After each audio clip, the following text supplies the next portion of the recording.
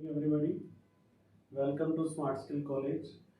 And last class में हमने पढ़ा था इमरजेंसी मेडिकल सिस्टम के बारे में, रिगार्डिंग हमारी बॉडी में कौन कौन से सिस्टम होते हैं इसके बारे में पढ़ा था ना हमने, कि क्या क्या उनके नाम हैं, क्या उसके ऑर्गन्स हैं, क्या उनका वर्किंग प्रोफाइल होता है, उनके क्या फंक्शंस होते हैं। हमने इन सिस्टम्स के बारे में पढ़ा था थोड़ा सा ब्रीफ में। तो अब जो इससे पहले हमने पढ़ा था क्वालिटी इम्प्रूवमेंट के बारे में पढ़ा था कि how EMT emergency medical technician play a role regarding a quality improvement in his life, ये पढ़ा था हमने। और हमने मेडिकल डायरेक्शंस के बारे में पढ़ा था कि मेडिकल डायरेक्शंस का कैसे यूज़ करता है टेक्नीशियन अपनी लाइफ में, कि इमरजेंसी सिचुएशन में वो मेडिकल क्या क्या डायरेक्शंस हैं, क्या क्या अथॉरिटीज़ हैं जो टेक्नीशियन को मिलती हैं as per doctor advice, doctor की एडवाइस से वो कौन कौन सी मेडिकेशंस अपने पेशेंट को इमरजेंसी के टाइम दे सकता है, इसके बारे में पढ़ा था हमने। तो अब हम अगली क्लास, नेक्स्ट आज की क्लास में हम जो पढ़ने जा रहे हैं वो बहुत ही मेडिकल से रिलेटेड टर्म्स हैं, कुछ वो बड़ी ही इम्पोर्टेंट है। उसका बिल्कुल थोड़ा थोड़ा सा डिटेल हम पढ़ेंगे कि कहाँ कहाँ पर वो यूज़ होती है, उनका क्या क्या मीनिंग होता है। एंड उसके बाद में हमने जो सिस्टम्स के बारे में पढ़ा था उसमें से दो सिस्टम मैं आपको थोड़ा सा और ब्रीफ में बताऊंगा जो इम्पोर्टेंट है from the point of view of examination. Examination के पॉइंट ऑफ व्यू से वो काफ़ी इंपॉर्टेंट है, उसके बारे में पूछा जा सकता है। तो आज हम स्टार्ट करेंगे कि मेडिकल टर्म्स हैं वो क्या क्या होती है हमारी बॉडी में। तो सबसे पहले है जो मेडिकल टर्म्स,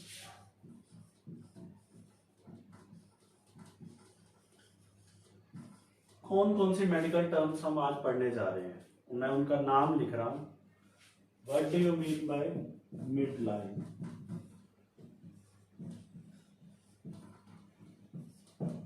मिड लाइन के बारे में पढ़ेंगे। मिड लाइन से रिलेटेड है मीडियल। मीडियल क्या होता है, ठीक है। और नेक्स्ट हम पढ़ेंगे लेटरल। लेटरल क्या होता है। नेक्स्ट हम पढ़ेंगे बाइलेटरल। बाई का मतलब दोनों तरफ, ओके, बाइलेटरल पढ़ेंगे हम। और हम पढ़ेंगे मिड एक्सिलरी क्या होता है। मिड एक्सिलरी क्या होता है, मिड एक्सिलरी लाइन, ये भी एक मेडिकल टर्म्स है, मिड एक्सिलरी लाइन। और हम पढ़ेंगे anterior. What do you mean by anterior? Anterior का क्या मीनिंग है इसके बारे में पढ़ेंगे हम। पोस्टीरियर। पोस्टीरियर थोड़ा सा आपके लिए टफ होगा, आर्ट्स वालों के लिए जो पढ़ के आए हैं मेडिकल टर्म्स के नाम याद रखना, पर धीरे धीरे आपको डेली रूटीन में इनकी हैबिट पड़ जाएगी, क्योंकि आपके आने वाले जॉब प्रोफाइल में भी ये टर्म्स बहुत ही ज़्यादा टाइम यूज होने वाली हैं। Anterior, posterior, superior.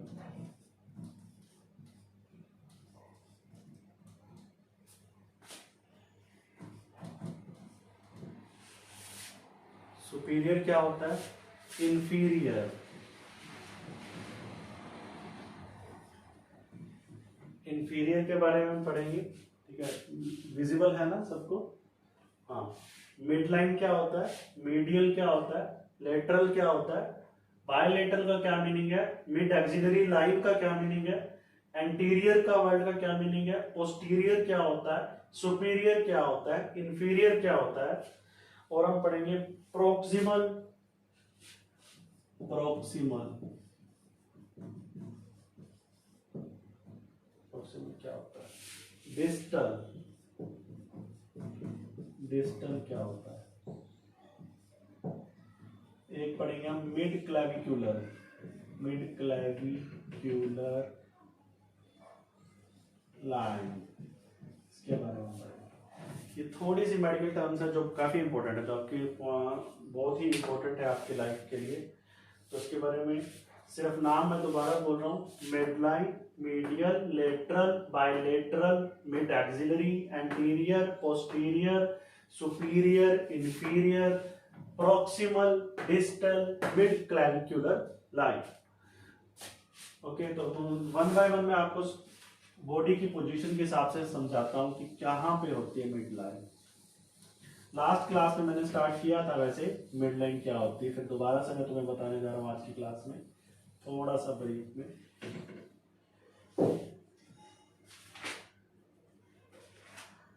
Mid line जो होती है, आप फिगर में भी देखना और मैं अपना बॉडी स्ट्रक्चर से भी आपको मैं हेल्प आउट करता हूँ कि समझाने का।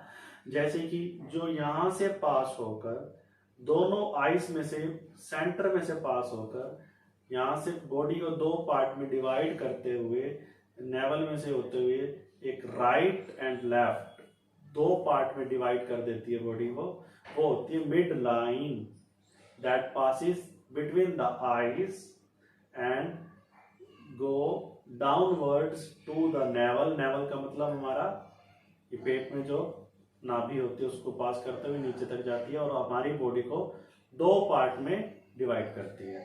इस फिगर से आपको और भी ज्यादा क्लियर हो जाएगा। ये आप फिगर देखिए, आप इस फिगर में देखिए, आपको बहुत ज्यादा क्लियर हो जाएगा मिड लाइन क्या होता है। ठीक है, आई होप इस फिगर को देखने से आपको क्लियर हो गया होगा मिड लाइन क्या होता है। Mid line that divide whole body into two halves, right and left, and which passes between the eyes and go downwards to the navel of the body। navel मतलब नाभि। ठीक है, तो ये होती है मिड लाइन। ओके, तो mid line जो होती है, तो मिड लाइन जो है, मिड लाइन ने दो पार्ट में डिवाइड किया, राइट एंड लेफ्ट। और मिड लाइन से रिलेटेड दो वर्ड है, medial and lateral. Medial, lateral. जो मीडियल पार्ट होगा, हम कहेंगे कि मीडियल, मीडियल का मतलब वो होता है which is close to mid line. Okay, which is close to mid line, उसको हम कहेंगे मीडियल पार्ट। लेटरल जो होगा which is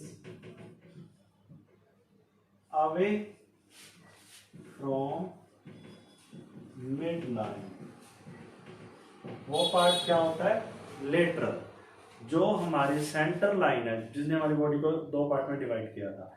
जो पार्ट मिड लाइन के पास होगा दैट इज मीडियल, जो पार्ट मिड लाइन से दूर होगा दैट इज लेटरल, वो होगा लेटरल। इसका एग्जांपल है कि the bridge of the nose is medial to the eyes,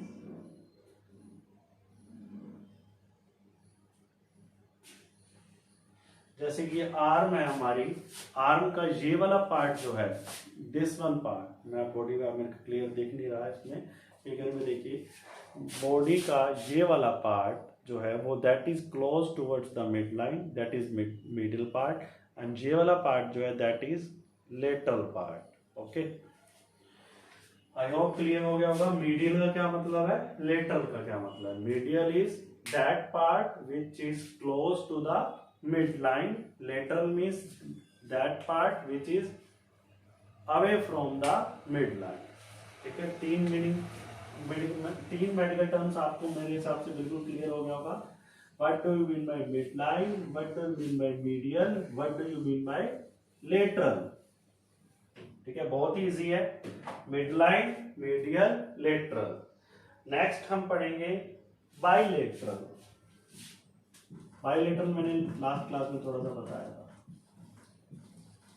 bilateral जो होता है, this refers to both side of anything, this refers to both sides of anything।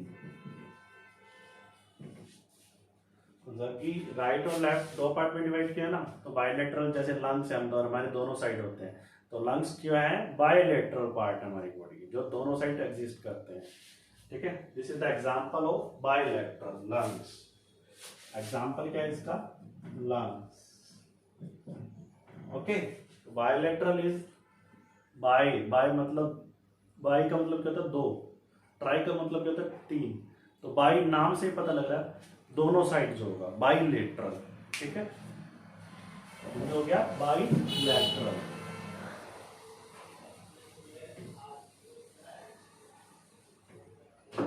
अब एक और मेडिकल टर्म है mid axillary line. Mid axillary line. Mid axillary line कौन सी होती है? मीडियल लाइन तो बता दिया मैंने, जो हम स्टैंडिंग पोजीशन में और जो हमारे पास बॉडी को 2 पार्ट में डिवाइड करती है, that is medial line. Mid axillary line के लिए हमको ऐसे मुड़ जाना है, ओके, और यहां से डिवाइड करेगा हमारी बॉडी को शोल्डर में से पास होते हुए। ठीक है, शोल्डर में से पास होके 2 पार्ट में डिवाइड कैसे करता है, एक फ्रंट की पार्ट जो आगे की तरफ है, जैसे जिस तरफ मेरी नोज है that is the front part, जिस तरफ मेरा बैक है, ये नेक आ रही है, that is the back part of line. तो यहां से 2 पार्ट में डिवाइड कर रही है, एक बैक है एक फ्रंट है। ठीक है, फ्रंट और बैक 2 पार्ट्स में डिवाइड करेगा शोल्डर में से पास करते हुए, उसको हम बोलते हैं मिड एक्सिलरी लाइन। ये फिगर देखिए, आपको इस फिगर से ज्यादा क्लियर होगा। सी इन दिस फिगर। ठीक है, ये देखो, इसके जो ईयर में से पास होकर ऊपर से नीचे की तरफ जा रही है ना लाइन, एंकल की तरफ। एंकल मतलब जो पैर का टकना होता है, उस वहां तक जा रहा है नीचे। ठीक है, तो एक बैकवर्ड पार्ट है, एक फ्रंट पार्ट है। ठीक है, जो फ्रंट पार्ट है उसको हम बोलते हैं एंटीरियर, बैक पार्ट है उसको हम बोलते हैं पोस्टीरियर। तो मिड एक्सिलरी लाइन हम जब पढ़ेंगे तो 3 मेडिकल टर्म्स क्लियर हो जाती हैं। What do you mean by mid axillary line, what do you mean by anterior, what do you mean by posterior? Got it? Mid axillary line इस figure में दोबारा देखिए, तो इसको मैं एक्सप्लेन कर रहा हूं। मिड एक्सिलरी लाइन एक्सटेंड्स मतलब बढ़ रही है vertically from the armpit to the ankle. Armpit क्या होता है? दिस वन, अंडर आर्म को बोलते हैं हम आर्म पिट, एक्सिला भी बोलते हैं इसको। ठीक है, एक्सिला बोलते हैं हम इसको, अंडर आर्म को हम एक्सिला बोलते हैं, इसलिए इसको मिड एक्सिलरी का नाम दिया गया है, मिड एक्सिलरी लाइन। ठीक है, mid axillary line extends from the armpit to the ankle. ठीक है, और एंटीरियर का क्या मतलब है? Front part.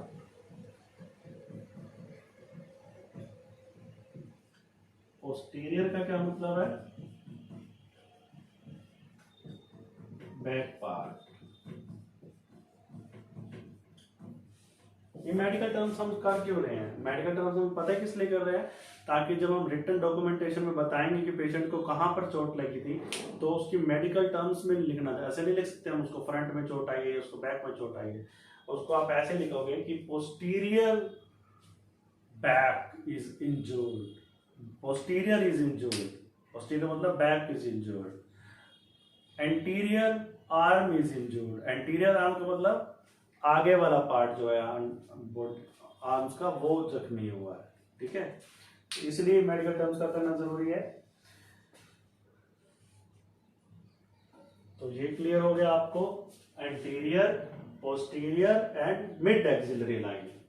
ठीक है, आपके 6 पॉइंट क्लियर हो गए हैं।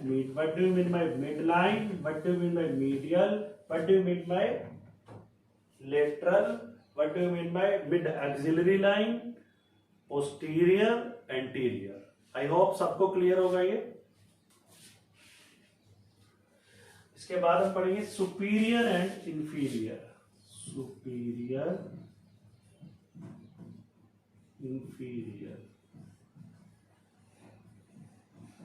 इसके लिए भी ये डायग्राम आप देखो, सी in this picture. I will इस पिक्चर की देखो जो मैं आपके डायग्राम में, इस पिक्चर में देखो। सुपीरियर पार्ट जो होता है वर्टिकली अपवर्ड पार्ट। वर्टिकली का मतलब है ऊपर से नीचे की तरफ जो कोई चीज जा रही है तो उसको वर्टिकली बोलते हैं। लेफ्ट से राइट की तरफ जब लेटा हुआ इंसान तो उसको बोलते हैं हॉरिजॉन्टली। ठीक है, स्टैंडिंग पोजीशन में वर्टिकली बात की जाती है। जब मैं एक लेटी हुई पोजीशन में तो मैं बोलूंगा कि I am in horizontal position. ठीक है, वर्टिकल और हॉरिजॉन्टल का मीनिंग समझ में आ गया। हॉरिजॉन्टल का मतलब होता है लेफ्ट टू राइट वाला, कोई चीज जा रही हो लेफ्ट से राइट। जब अप से डाउन, ऊपर से नीचे की तरफ जब कोई चीज खड़ी है, जब चीज प्रेजेंट है, तो उसको बोलते हैं वर्टिकली। Got it? आ गया समझ?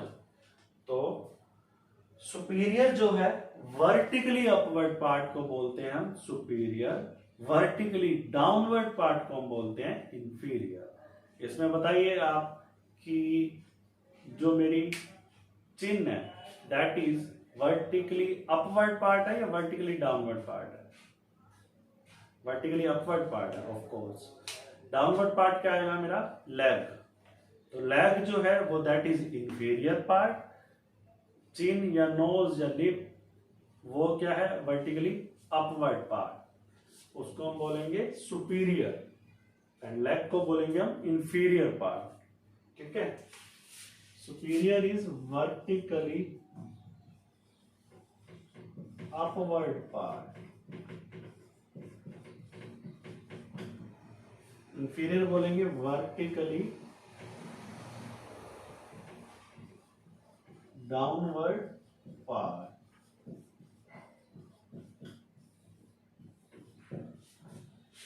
ठीक है? सुपीरियर, इंफीरियर, आई होप ये भी क्लियर हो गया होगा आपको।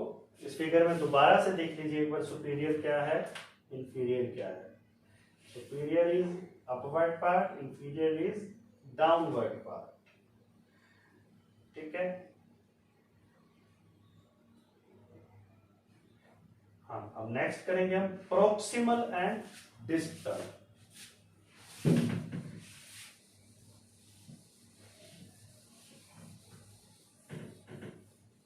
नेक्स्ट मेडिकल टर्म है प्रोक्सिमल एंड डिस्टल। ठीक है? प्रोक्सिमल क्या होता है और डिस्टल क्या होता है, ये देखिए इस फिगर में देखिए। टोर्सो, टोर्सो कौन सा पार्ट है? टोर्सो इस फिगर में देखो, हेड से नीचे वाला पार्ट जो पेल्विस तक जा रहा है उसको हम बोलते हैं टोर्सो। ठीक है? ट्रंक ऑफ द बॉडी, उसको हम ट्रंक ऑफ द बॉडी बोलते हैं, जिसमें हमारे स्टमक आता है, चेस्ट आता है, रिब्स आती है, सारा पार्ट जो होता है पेट से रिलेटेड, ऊपर वाले थोड़ा सा ऊपर पेट से थोड़ा सा नीचे, उसको बोलते हैं टोर्सो पार्ट। ठीक है? तो प्रोक्सिमल जो होता है वो होता है क्लोजर टू द टोर्सो। ठीक है? और डिस्टल जो होता है वो क्या होता है? Away from the torso. आगे समझ? अब देखिए प्रोक्सिमल क्या होता है? Closer to the torso. Torso का मतलब trunk of the body. Trunk of the body में क्या आता है? हमारा स्टमक, ये वाला पार्ट। टोर्सो क्या? टोर्सो से जो क्लोज होगा पार्ट उसको हम बोलेंगे प्रोक्सिमल पार्ट। टोर्सो से जो दूर होगा वो पार्ट उसको हम बोलेंगे डिस्टल पार्ट। सेम वैसे ही जैसे कि मिड लाइन के जो क्लोज होता था उसको हम क्या बोलते थे? Medial part. मिड लाइन से जो दूर होता था उसको क्या बोलते थे हम? Lateral part. अब ट्रंक या टोर्सो जो है, टोर्सो की तरफ जो क्लोज है पार्ट उसको बोलते हैं हम प्रोक्सिमल पार्ट। टोर्सो से जो दूर पार्ट है उसको हम बोलते हैं डिस्टल पार्ट। ठीक है? इस फिगर में दोबारा से देखिए, फिगर में ज्यादा क्लियर हो जाएगा आपको। इस फिगर में देखिए क्या है,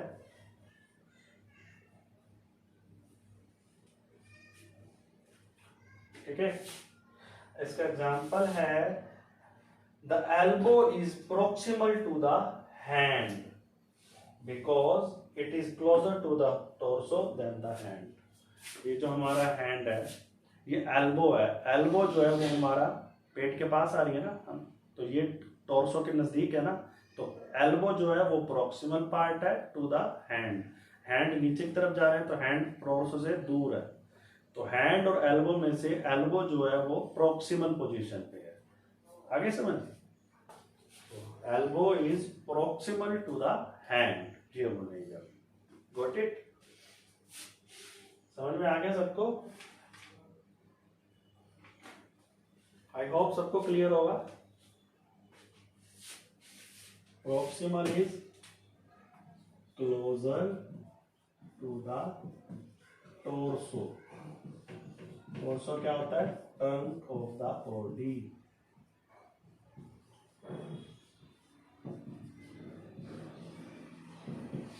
डिस्टल क्या होता है? Away from the torso. ठीक है, क्लियर? यही डेफिनेशन लिखना है अपना, बस सफिशिएंट है एग्जाम में।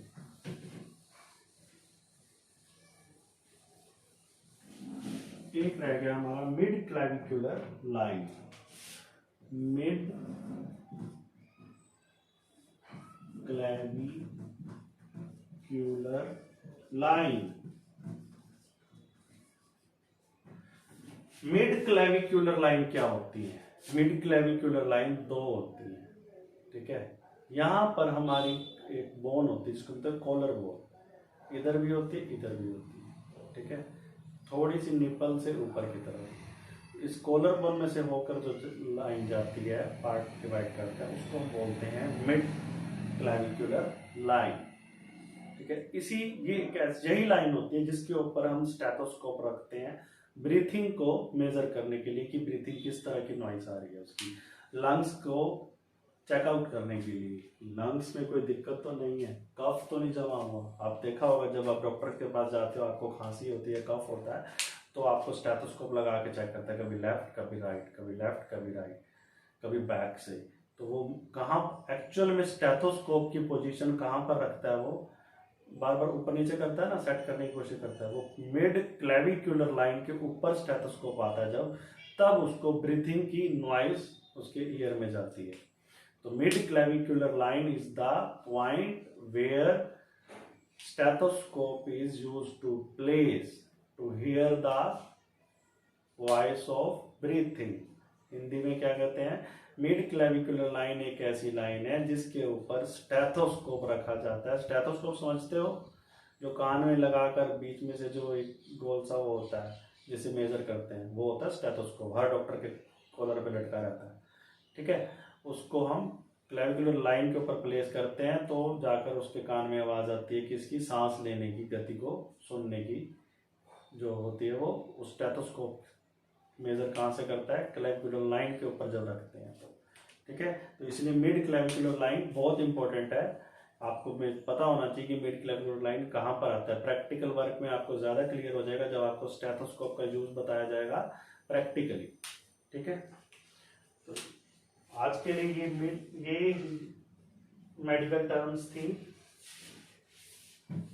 आई होप सबको क्लियर होगा।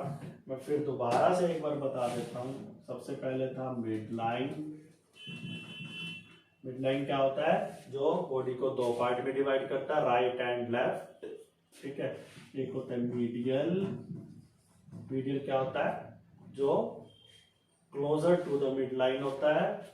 लेटरल क्या होता है? जो away from the mid line होता है। ठीक है, और क्या पढ़ा था हमने? Mid axillary line.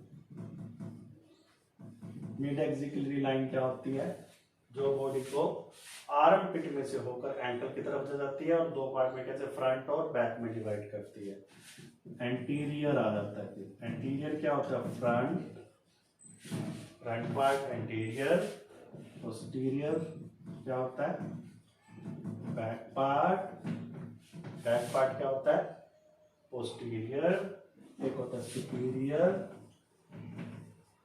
सुपीरियर क्या होता है? क्या होता है सुपीरियर? Vertically upward part. एक होता है इंफीरियर। इंफीरियर क्या होता है? Vertically downward part. और क्या रह गया? प्रॉक्सिमल। प्रॉक्सिमल कौन सा होता है पार्ट? जो टोर्सो की तरफ क्लोज होता है। एक होता है डिस्टल। डिस्टल क्या होता है? जो टोर्सो से दूर होता है, अवे फ्रॉम द टोर्सो। ठीक है, एक होता है mid clavicular line. Mid clavicular line के लिए एक बार दोबारा से ये फिगर देखिए।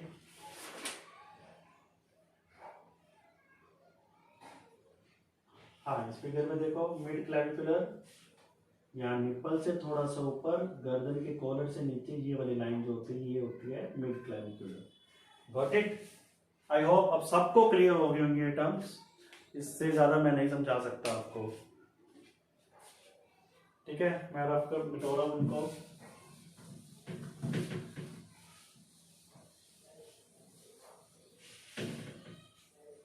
एक और चीज बहुत इंपॉर्टेंट है आप लोगों के लिए, क्योंकि जब भी आपको कोई एक्सीडेंट होता है या कोई भी इमरजेंसी होती है, तो आप जब पेशेंट को लेकर आना होता है तो उसको किस पोजीशन में लेके आना है। तो position is a very important part of your life, क्योंकि पोजीशन का बहुत बड़ा रोल प्ले करता है पेशेंट की लाइफ में। क्योंकि अगर उसकी पोजीशन करेक्ट होगी तो वो बड़ा इजीली से वहाँ से मूव करके आप ला सकते हो। अगर उसको एक अटपटी सी पोजीशन में ले आओगे ना, जो मतलब कि उल्टा सीधा हो गया, तो उसकी लाइफ का भी रिस्क हो जाता है, क्योंकि हमने खा पी रखा होता है ना, तो हमारी बॉडी में फ्लूइड होता है। अगर उसको हम एक प्रॉपर पोजीशन में नहीं लेके आएंगे तो जो सारा जो खाया पिया है वो हमारा फूड पाइप में से होता हुआ, जो हमने ओशियोफेगस में से होते हुए कहीं और पार्ट में जा सकता है, जिसकी वजह से फिर वो ब्रीथिंग में इशू आ सकता है। तो इसलिए पोजीशन का बहुत बड़ा रोल होता है। एक रिकवरी पोजीशन जो होती है हमेशा उसी में ही पेशेंट को लेकर आना चाहिए, थोड़ा सा टिल्ट करके। मैं आपको 3 पोजीशन बताता हूँ कौन कौन सी पोजीशन होती है, वो बड़ा ही इम्पोर्टेंट पार्ट है। एक होती है पोजीशंस, कोई आपसे पूछ ले पोजीशंस कौन कौन सी होती है ह्यूमन बॉडी की। फर्स्ट होती है सुपाइन पोजीशन, ठीक है। एक होती है प्रोन पोजीशन, एक होती है recovery position.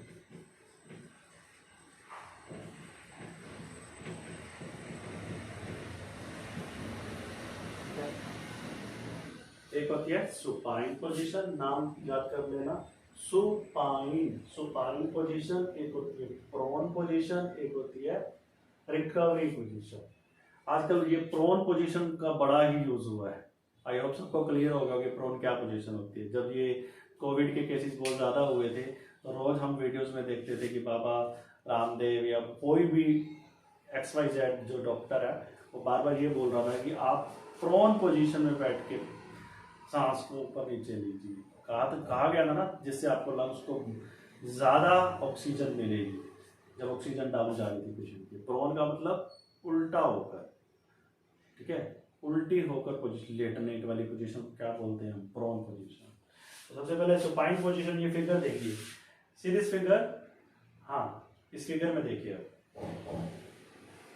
That is the supine position, जिसमें वो बिल्कुल स्ट्रेट पोजीशन में लेटा हुआ है या लेटी हुई है।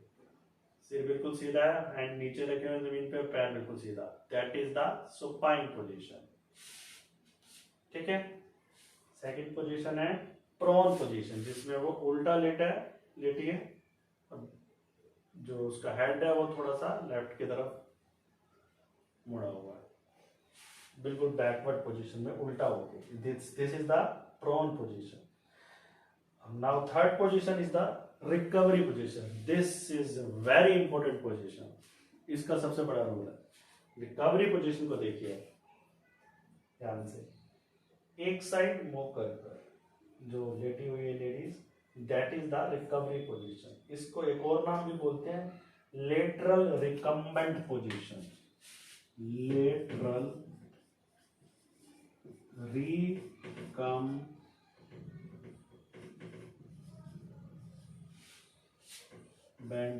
पोजीशन, ठीक है। ये देखिए ये क्या, लेटरल रिकम्बेंट पोजीशन।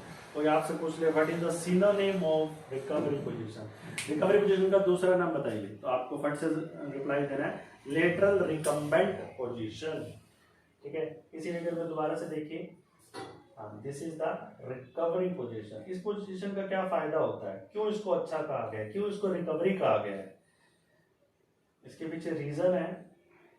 जो रिकवरी पोजीशन होता है, इस पोजीशन में हम तब पेशेंट को लेके आते हैं जब पेशेंट को कार्डिक रिसक्सिटेशन दिया गया हो, जब उसकी पल जो धड़कन है वो थोड़ा सा कार्डिक जो रिदम थी वो ऊपर नीचे हो रही थी, उसको संभावना थी कि कार्डियक अरेस्ट हो सकता है। उसको जब सांस देकर एक रिसक्सिटेशन प्रोसीजर है वो आपको बाद में बताऊंगा, उस टाइम पर हम उसको इसी पोजीशन में लेटाते हैं।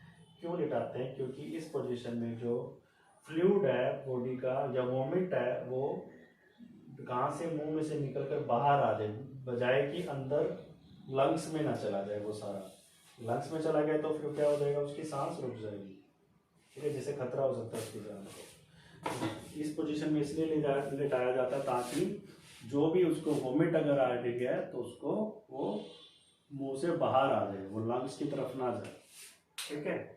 तो ये अनकॉन्शियस पेशेंट के केस में इसको इसी पोजीशन में लेकर आया जाता है।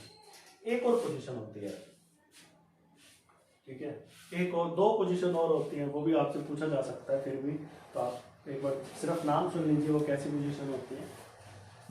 वैसे ये तीन ही पोजीशन इंपॉर्टेंट है, supine, prone and recovery position.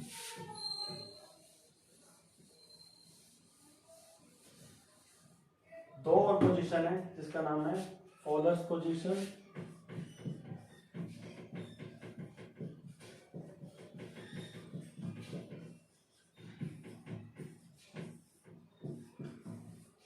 Figure देखो आप, हाँ इस फिगर में this is the semi फॉलर्स position. Semi इसलिए बोला क्योंकि इसमें हाफ बेंड कर दिया इसका सर को, इसलिए इसको सेमी किया गया। अगर ये सिटिंग पोजीशन में होता है इसका सिर तो उसको बोलते हैं हम फॉलर्स पोजीशन, जिसमें जो टांगे हैं वो नीचे की तरफ बेंड करके रखता है और उसका फेस अपवर्ड की तरफ होता है, ठीक है, इसको बोलते हैं हम फॉलर्स पोजीशन। इसको हम जब स्ट्रेचर पे लेके आते हैं पेशेंट को हॉस्पिटल जो कहीं पे, तो वो उसको हम फॉलर्स पोजीशन में लेकर आते हैं, ठीक है। इसमें जो पोजीशन में क्या होता है, 45 से 60 डिग्री सेल्सियस के एंगल पर झुका होता है पेशेंट का शरीर, ठीक है, इसको बोलते हैं हम फॉलर्स पोजीशन। एक और होती है ट्रेंडलेनबर्ग, ट्रेंडलेन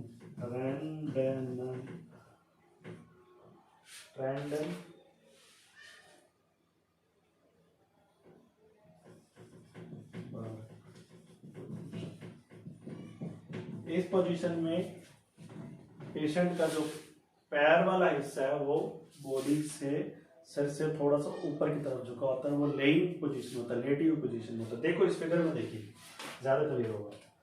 हाँ देखो इसके सिर से ऊपर जा रहे हैं इसके पैर, तो ये होती है ट्रेंडलेनबर्ग पोजीशन, ठीक है। कौन सी पोजीशन होती है, ट्रेंडलेनबर्ग पोजीशन। इसको हम शॉक पोजीशन भी कहा जाता है, ठीक है, इसको हम शॉक पोजीशन भी कहते हैं क्योंकि इस पोजीशन में हम ट्रीट करते हैं पेशेंट को जो जिनको हेड इंजरी होने के चांसेस कम होते हैं। जिसमें हेड की इंजरी होती है, जिसमें हमको लगता है उसके सिर में चोट आई है, तब उसको हम सुपाइन पोजीशन में रख के लाते हैं। जब हमें लगता है इसके हेड पे तो चोट नहीं आई बिल्कुल भी, तो उसको हम ट्रेंडलेनबर्ग पोजीशन में भी लेके जा सकते हैं, ठीक है। ये 5 पोजीशन थी, supine position, prone position, recovery position, Fowler's position, Trendelenburg position. Got it? I hope सबको क्लियर हो गई ये पोजीशंस। ओके, तो आज की ये मेडिकल टर्म्स आपकी क्लियर हो गया सबको। बहुत ही इजी टॉपिक था, बहुत ही इंटरेस्टिंग था, बहुत ही नॉलेजेबल था, क्योंकि आगे आने वाले आपके लाइफ में इन टर्म्स का बहुत ज़्यादा यूज होगा। तो बच्चों हमने अब लास्ट टाइम क्लास में क्या पढ़ा था, सिस्टम के बारे में पढ़ा था। आई होप सबको सिस्टम के नाम तो याद होंगे, मैं सिस्टम के नाम बता देता हूँ। सबसे पहले क्या था, स्केलेटल सिस्टम, मस्कुलर सिस्टम, और क्या था, सर्कुलेटरी सिस्टम, और क्या था, respiratory system, digestive system, endocrine system, है ना, endocrine excretory system, lymphatic system, ठीक है। ये सारे कुछ सिस्टम थे, इसमें से हम 2-3 जो सिस्टम है, 3-4 जो इम्पोर्टेंट है उसके बारे में डिटेल में थोड़ा सा बताता हूँ आपको। सबसे पहले हम पढ़ते हैं एक respiratory system. It is very important system of our body. वैसे तो सारे सिस्टम इंपॉर्टेंट है हमारी बॉडी के, तो रेस्पिरेटरी सिस्टम के बारे में थोड़ा सा डिटेल में हम पढ़ लेते हैं, इसमें कौन कौन से पार्ट्स क्या क्या काम करते हैं। रेस्पिरेटरी सिस्टम, नाम में ही इसका मीनिंग छुपा है, रेस्पिरेटरी, रेस्पिरेशन, रेस्पिरेशन का मतलब होता है सांस लेना और छोड़ना, मतलब कि इनहेलेशन प्लस एक्सहेलेशन। इनहेलेशन का मतलब सांस अंदर लेना, ठीक है। एक्सहेलेशन का मतलब सांस बाहर छोड़ना।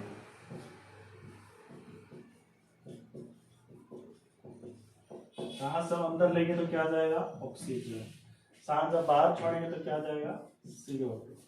इनहेलेशन का क्या फायदा होता है, O2 हमारी बॉडी में आती है ऑक्सीजन। एक्सहेलेशन का क्या फायदा होता है, कार्बन डाइऑक्साइड हमारे शरीर से बाहर निकलती है। तो रेस्पिरेशन मतलब इनहेलेशन और एक्सहेलेशन करने में जो हेल्प करता है वो क्या होता है, रेस्पिरेटरी सिस्टम, ठीक है। आपको पता है हम सांस कैसे लेते हैं, सबको पता होगा, नाक से और मुंह से लेते हैं ना। तो नाक, नोज के जो पीछे वाला पार्ट होता है और माउथ के जो पीछे वाला पार्ट होता है, उन दोनों के मिक्स करके उसको बोलते हैं फेरिंग्स। क्या बोलते हैं, फेरिंग्स, FARYNX। क्या बोलते हैं इसको, फेरिंग्स, ठीक है।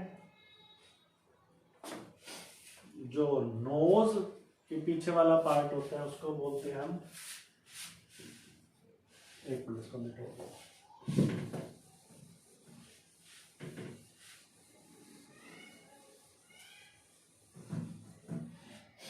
नोज के बैक साइड वाला पार्ट जो होता है उसको बोलते हैं हम नेज़ोफेरिंग्स। जो माउथ के पीछे वाला पार्ट होता है उसको बोलते हैं ओरोफेरिंग्स। इन दोनों को कंबाइन करके हम बोलते हैं उसको फेरिंग्स।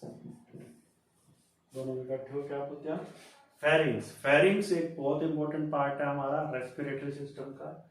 एक होता है लैरिंग्स,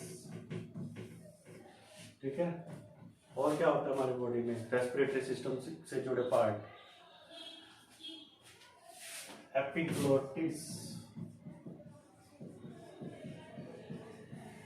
एक इंपॉर्टेंट पार्ट होता है। एक होता है ट्रैकिया, ठीक है। एक होता है ब्रोंकियाई,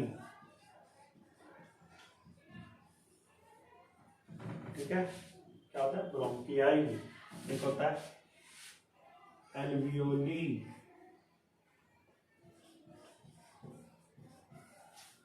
ठीक है। एक और होता है, सबसे मेन पार्ट जो होता है वो होता है लंग्स। ये सारे पार्ट्स किसके होते हैं, रेस्पिरेटरी सिस्टम के पार्ट होते हैं, ठीक है। कौन कौन से हो गए, pharynx, nasopharynx, oropharynx, pharynx, epiglottis, larynx, trachea, bronchi, alveoli, lungs. ये सारे पार्ट किसके होते हैं, रेस्पिरेटरी सिस्टम के। ये डायग्राम देखिए अब एक बार, अब इस डायग्राम को ध्यान से देखना, इसमें सब कुछ क्लियर हो जाएगा आपको।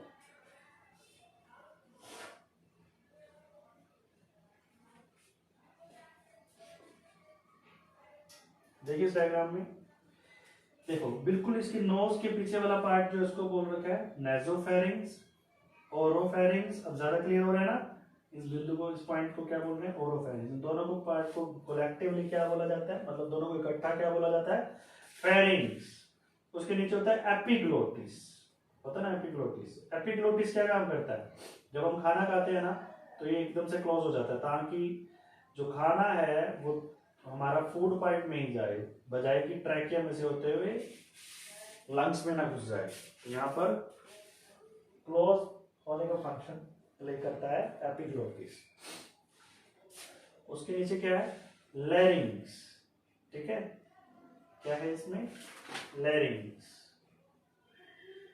लैरिंग्स का काम क्या होता है, उसको हम वॉइस बॉक्स भी बोलते हैं, इसी की वजह से हमारी आवाज निकलती है।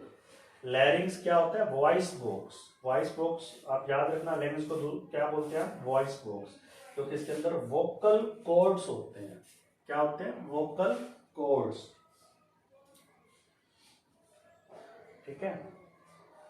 ट्रैकिया, ट्रैकिया को हम क्या बोलते हैं? विंड पाइप भी बोलते हैं। विंड पाइप मतलब विंड क्या होता है? हवा, जिसमें से एयर पास होके जाती है लंग्स को। ट्रैकिया एक ऐसी पाइप होती है जिसमें से एयर जो हमने इनहेल किया है नाक और मुंह से, इनहेल मतलब जो अंदर ली है ऑक्सीजन, वो पास होकर कहाँ जाएगी? ट्रैकिया में से होती है लंग्स में जाएगी। Trachea is the tube that carries inhaled air from the larynx to the lungs. ठीक है, इस पिक्चर से क्लियर हो रहा होगा आपको। फिर आगे ये ट्रैकिया, आगे जो दो लंग्स हैं ये बड़े बड़े, इस लंग्स में से ट्रैकिया आगे डिवाइड हो रहा है शाखाओं में, ब्रांचेस में। इस ब्रांचेस में ये राइट ब्रोंकस, ये लेफ्ट ब्रोंकस। तो ये इसके अंदर क्या होता है? ब्रोंकियोल्स होते हैं। ठीक है, ब्रोंकियोल्स आगे देखो, नीचे जो सर्कल में बता रखा है, देखो ये ब्रोंकियोल्स है। और जो एक थोड़ा सा बड़ा पार्ट होता है ब्रोंकियोल्स का, वो क्या है? एल्वियोली, जिसमें आदान प्रदान होता है किसका? ऑक्सीजन का और कार्बन डाइऑक्साइड का।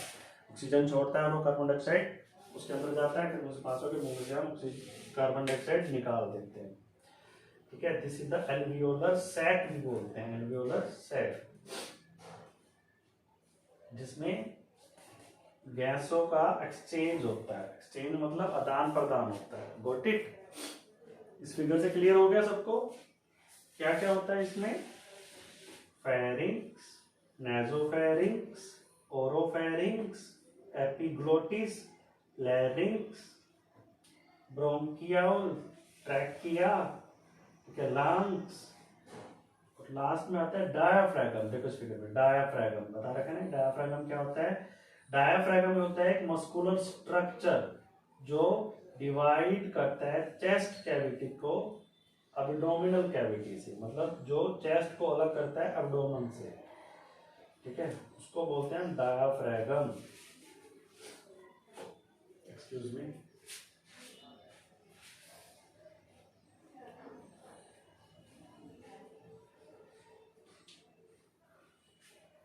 ठीक है, तो डायाफ्रागम एक मस्कुलर स्ट्रक्चर होता है जो डिवाइड करता है चेस्ट कैविटी को, अलग करता है किससे? एब्डोमिनल कैविटी से। ठीक है, तो इसमें दो प्रोसेस होते हैं, इनहेलेशन और एक्सहेलेशन। इनहेलेशन के टाइम क्या होता है? डायाफ्रागम जो होता है वो कॉन्ट्रैक्ट होता है। कॉन्ट्रैक्ट मतलब सिकुड़ जाता है। ठीक है, तो ऑक्सीजन आती है और लंग्स के अंदर चली जाती है। ठीक है, उस टाइम पे क्या होता है? इनहेलेशन के टाइम पे डायाफ्रागम कॉन्ट्रैक्ट होता है और जो हमारे रिब्स होते हैं वो ऊपर की तरफ उठ जाते हैं। ठीक है, और जो चेस्ट कैविटी जो होती है वो फैल जाती है।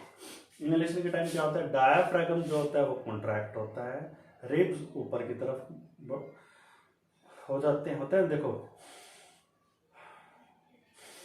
ऐसे करते ऊपर की तरफ हो रहे हैं रिब्स। ठीक है, डायाफ्रागम सिकुड़ जाता है और जो चेस्ट कैविटी है वो फैल जाती है, तो लंग्स के अंदर ऑक्सीजन चली जाती है। एक्सहेलेशन के टाइम क्या होता है? देखो ये तो था इनहेलेशन। एक्सहेलेशन के टाइम देखो दिख भी रहा है, रिब्स जो है डाउनवर्ड पोजीशन में जाती हैं, चेस्ट कैविटी जो होती है वो सिकुड़ जाती है और डायाफ्रागम जो होता है वो फैल जाता है, उल्टा होता है। आगे समझ? इनहेलेशन और एक्सहेलेशन। इनहेलेशन में क्या होता है? डायाफ्रागम कॉन्ट्रैक्ट होता है, रिब्स ऊपर की तरफ चली जाती हैं और चेस्ट कैविटी जो होती है वो एक्सपैंड हो जाती है, फैल जाती है और एयर पास होके आ जाती है लंग्स में। Got it? एंड एक्सहेलेशन में क्या होता है? डायाफ्रागम उसमें कॉन्ट्रैक्ट होता था, इसमें एक्सपैंड होता है, फैलता है। चेस्ट कैविटी जो होती है सिकुड़ जाती है और रिब्स जो है वो नीचे की तरफ चले जाते हैं। Got it? आई होप सबको क्लियर हो गया होगा इस फिगर से। अब रेस्पिरेटरी सिस्टम में आप ये फिगर बना देंगे ना अच्छे से, और साथ में क्या करेंगे? आप पॉइंट्स के नाम लिख दोगे। लैरिंक्स क्या होता है, फेरिंक्स क्या होता है, नेसोफेरिंक्स क्या होता है, ओरोफेरिंक्स क्या होता है, ट्रैकिया क्या होता है, ब्रोंकियोल्स क्या होते हैं, एल्वियोली क्या होता है, ठीक है, डायाफ्रागम क्या होता है, इनहेलेशन क्या होता है, एक्सहेलेशन क्या होता है। That is sufficient for me. और डिटेल में पढ़ने की हमें जरूरत नहीं है। आई होप बिल्कुल क्लियर हो गया होगा respiratory system. Okay, Respiratory system is clear now.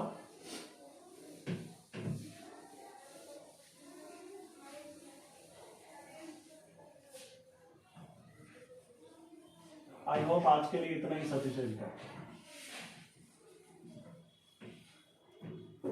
Next class में हम पढ़ेंगे नर्वस सिस्टम के बारे में पढ़ेंगे, कार्डियोवैस्कुलर सिस्टम क्या होता है, सर्कुलेटरी सिस्टम क्या होता है, ब्लड क्या होता है, प्लेटलेट क्या होते हैं, रेड ब्लड सेल्स क्या होते हैं, व्हाइट ब्लड सेल्स क्या होते हैं। ठीक है, इसके बारे में हम पढ़ेंगे। आज का हमने क्या क्या पढ़ा है, मेडिकल टर्म्स पढ़ी हैं, ठीक है, रेस्पिरेटरी सिस्टम के बारे में पढ़ा हमने। ओके, आज के लिए सफिशिएंट है। नेक्स्ट क्लास में मिलते हैं। Have a nice day. Thank you so much.